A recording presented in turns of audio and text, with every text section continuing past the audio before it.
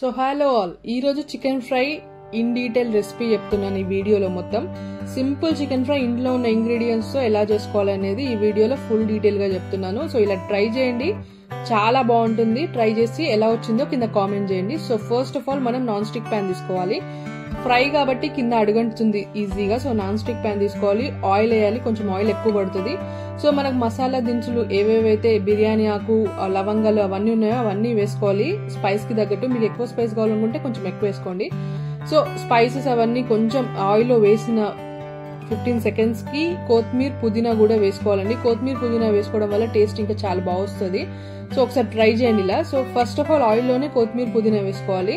So కొత్తిమీర పుదీనా వేసుకున్న 2 minutes కి ఆనియన్స్, ఫైన్ చాప్ చేసుకున్న ఆనియన్స్ వేసుకోవాలి. సో ఆఫ్టర్ 5 minutes ఆనియన్స్ కూడా కుక్ అయిపోతాయి, గోల్డెన్ బ్రౌన్ కలర్ వస్తాయి. సో అలా వచ్చి రాగానే టమాటో కూడా చాలా ఫైన్ చాప్ చేసుకోవాలి. సో అది కూడా వేసుకోవాలి. ఫ్రై కాబట్టి ఇలా ఫైన్ చాప్ చేసుకుంటే చాలా బాగుంటుంది టేస్ట్ అనేది.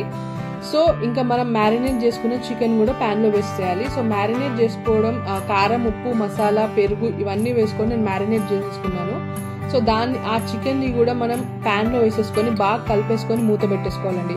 బట్ ఇక్కడ ఏంటంటే మనం ఎవ్రీ 5 minutes కి ఒకసారి చికెన్ ని చూస్తూ కలబెడుతూ ఉండాలి. బికాస్ ఫ్రై కాబట్టి మనం ఒక చుక్క వాటర్ కూడా వెయ్యం.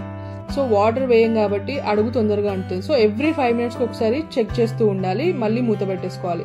సో నాకు 15 minutes లో చూడండి ఆయిల్ అంతా ఎలా పైకి వచ్చేసిందో.